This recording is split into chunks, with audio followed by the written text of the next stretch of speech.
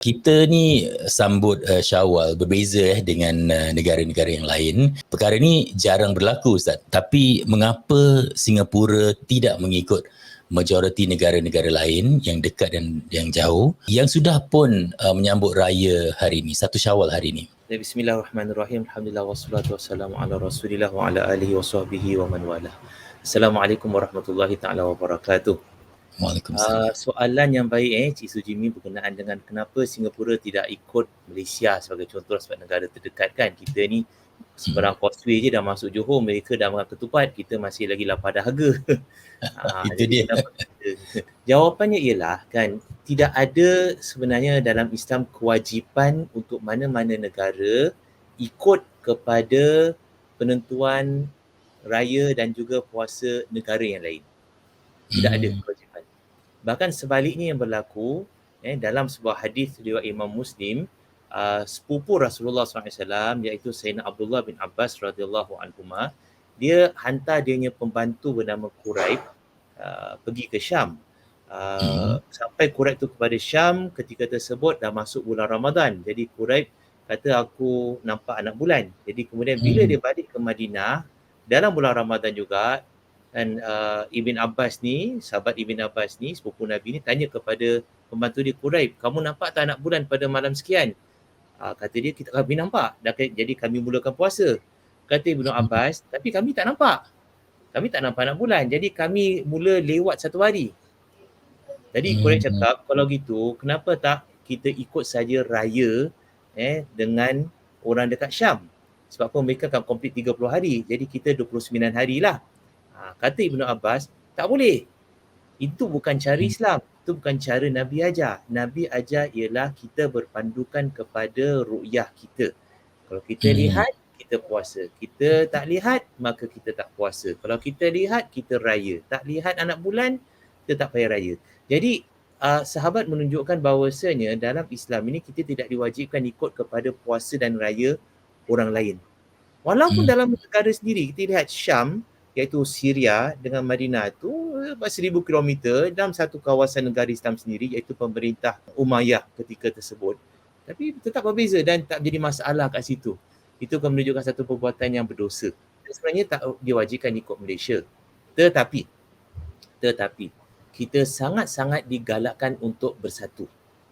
Umat Islam digalakkan untuk bersatu.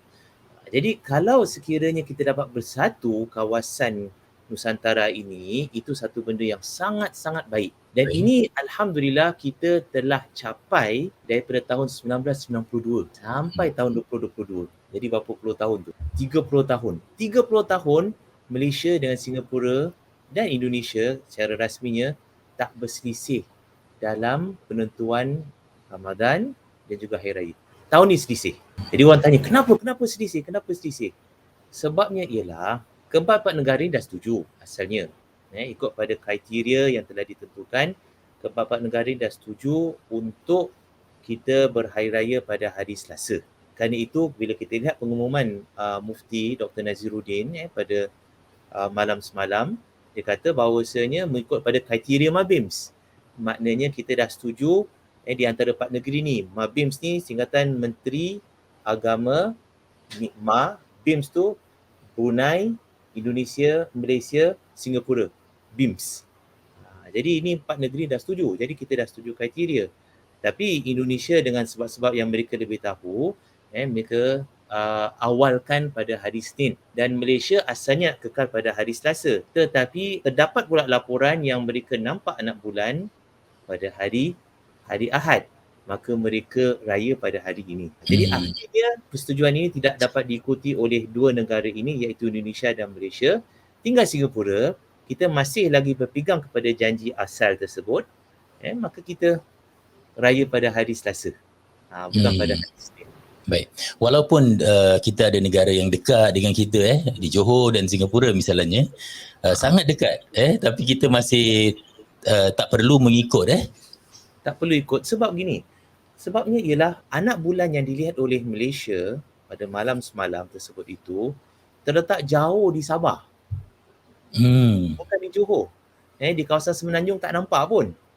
jauh di Sabah. Kalau Sabah itu negara tersendiri macam Brunei, dia akan raya dan puasa sendirilah, kan. Tetapi kerana Sabah itu di bawah wilayah Malaysia, negara Malaysia, maka kerana dia nampak situ, maka seluruh Malaysia diisytiharkan raya. Maka Singapura ni kerana kedudukannya hanya bawah Johor saja, orang ingat Johor nampak. Sedangkan Johor tak nampak. Mereka ikut kepada ru'yah atau Okey. cerapan anak bulan di Sabah. Jadi itu yang orang tak faham. Apa pasal ni? Malaysia nampak, kita tak nampak. Kenapa kita tak ikut Malaysia? Malaysia itu negara besar. Bukan negara kecil macam Singapura. Tengok Indonesia. Indonesia ni, seluruh Indonesia tak nampak anak bulan. Daripada Irian Jaya kepada Sulawesi, Kalimantan, Pulau Jawa, Bali, dan cuma yang dapat ke Aceh, kawasan barat. Sedikit je kawasan Indonesia tu yang nampak. Kalau Sumatera tu negara sendiri, dia akan raya sendiri. Tapi kerana Sumatera ni sebahagian daripada wilayah Indonesia yang besar, maka satu nampak, semua diisytiharkan nampak. Jadi kita kena faham negara kecil, negara besar. Pasal kita tak boleh ikut kepada negara lain.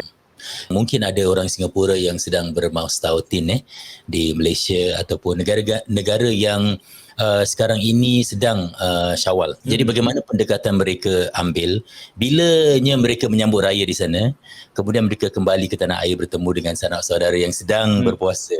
Ni perkara ni. Ramai, saya rasa ramai orang Singapura dalam keadaan macam gini.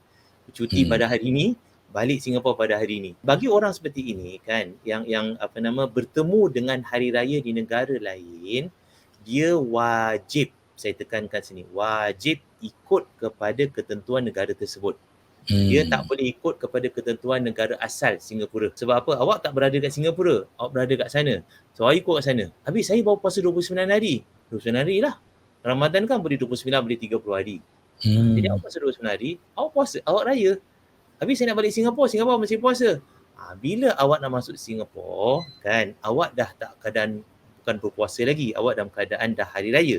Maka bila balik Singapura tu, awak tak perlu puasa, tak perlu pasal niat puasa. Tetapi sebagai penghormatan kepada masyarakat Islam Singapura yang masih lagi berpuasa, hendaklah awak tahan diri daripada makan dan minum di khalayak ramai. Bukan masuk puasa, tapi menghormati mereka yang puasa. Lepas tu, esoknya, kalau awak masih kat Singapura, dan Singapura ada solat raya, awak solatlah raya. 2 kali solat raya. Solat raya kat negeri Johor, Malaysia, solat raya kat negeri Singapura. Betapa untungnya awak. Tak salah pun kan? Tak salah. Tak nak solat pun tak apa. Sunat kan? Sunat, no problem, no issue.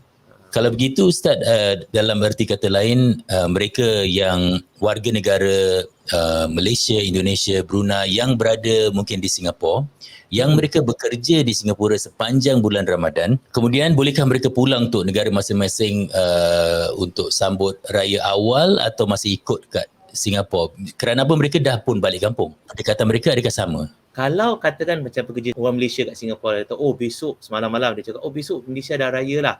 Dan dia nak balik Malaysia nak raya. Kalau dia masuk Johor sebelum subuh, maka dia ikut raya macam Malaysia. Tapi kalau dia masuk Malaysia selepas subuh, maknanya dia dah mulakan hari dia kat Singapura kan? Hari puasa dia kat Singapura, maka dia wajib puasa. Dia tak dibatalkan puasa kat Malaysia. Jadi kriteria tu, awak lepas causeway tu, sebelum subuh ke lepas subuh? Jadi casing lah. Itu perkiraan dia. Tu cara Singapura tengok anak bulan ni macam mana Ustaz? Kerana apa kita tak nampak pun. Singapura ni kecil Cik Sujimi. Dia macam saiz Batam, maknanya lebih kecil daripada Batam. Dan kita pun tak ada tempat yang tinggi untuk lihat anak bulan. Kerana itu Singapura dulu tahun 50-an, 60-an adalah cuba nak tengok anak bulan. Tapi tak pernah berhasil. Maka mula daripada tahun 70-an, bermula dengan Mufti Syed Isa bin Smith, beliau tetapkan Singapura ini ikut kaedah hisab, mathematics. Because mathematics, perkara hisab ni dia kira tepat. Kalau kita tengok anak bulan, ini nama dia ilmu yang samar-samar. Sebab apa? Sebab orang boleh tanya, betul kau tengok anak bulan? Ke tu awan? Macam mana awak boleh 100% cakap tu anak bulan? Tak boleh. Kita cakap 99%, 98%, maybe 90% anak bulan. Tapi 100% tak tahu, mungkin awan. Mungkin asap. Tetapi kalau mathematics, 2 plus 2 is 4. Ada orang cakap 2 plus 2 maybe 4, maybe 3.9, maybe 4.1. Ada? Tak ada. Jadi ilmu hisab, ilmu tepat. Jadi kerana itu Mufti Syed Isa bin Semit ketika dia jadi mufti, dia kata, why not? Kita ikut sajalah perkiraan hisab ini untuk tentukan anak bulan. Jadi Singapura all the way daripada 70-an sampai 1992 bergantung kepada perkiraan matematik. Tapi mula pada tahun 1992 Singapura bersatu dengan 4 negara ini untuk raya sama-sama dengan Malaysia dan juga Indonesia dan juga Brunei. Mula puasa dan mula raya sama, dan alhamdulillah dapat dikekalkan selama 30 tahun sehinggalah Allah tentukan raya pertama selepas pandemik ini ada sikit kecoh. Ustaz, bagi mereka yang mungkin sedang bertanya-tanya, yang mungkin pun mempertikaikan kita puasa lebih dan sebagainya, apa nasihat Ustaz sebenarnya? Ramadan ini sama ada 30 atau 29 hari. Ada kalanya Allah beri Ramadan pada sekumpulan orang tertentu, di negara tertentu, di kawasan tertentu, 29 hari. Ada kalanya Allah berikan 30 hari. Nah, setiap hari Ramadan adalah hari yang sangat-sangat berharga untuk umat Islam. Pahala yang berganda-ganda. Hadiah yang melimpah-limpah ruah Allah SWT nak berikan.